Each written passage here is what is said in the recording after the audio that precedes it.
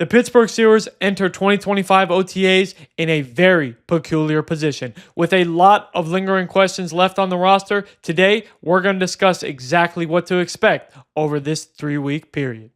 Everyone in Pittsburgh is going to be asked about the quarterback position. That is where we start things off with OTAs in Pittsburgh. Obviously, Aaron Rodgers is not expected to be at organized team activities. He hasn't even signed his contract with the Pittsburgh Steelers. That leads everyone to believe that Mason Rudolph will be taking the starting reps when OTAs kick off on Tuesday. But something to watch for over this 2-week period of OTAs that then leads into the 3-day mandatory minicamp the following week would be, how does Pittsburgh divvy up the quarterback reps? Is Mason Rudolph the only quarterback that receives first-team reps? If he is, then obviously that tells you a lot about what the Steelers think of Will Howard this year. This year will be a sit and learn, develop, be a quarterback 2, if not 3, if Aaron Rodgers decides to sign. But the second thing, and something that is going to be monitored as soon as Steelers start to report to the facility on Tuesday,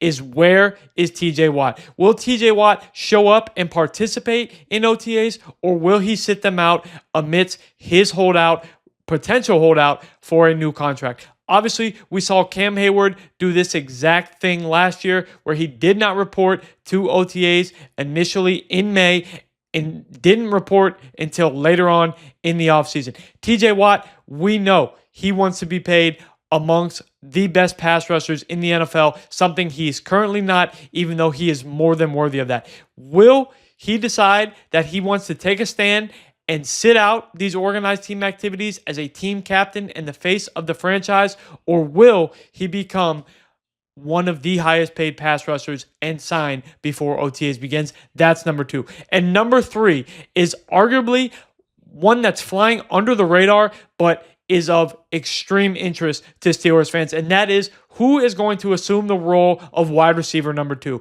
Obviously, you have the returning starter of Calvin Austin III. You have the veteran of Robert Woods, and you have the second-year player that everyone was extremely high on before he got injured via Roman Wilson. I am very interested to see how those 3 play out over the course of the next 3 weeks. Who is that wide receiver number 2 when things kick off? By the end of mandatory minicamp, is it Roman Wilson? Is it Calvin Austin III? Or does Robert Woods maintain that role? Those are the 3 storylines and topics to watch during Steelers OTAs.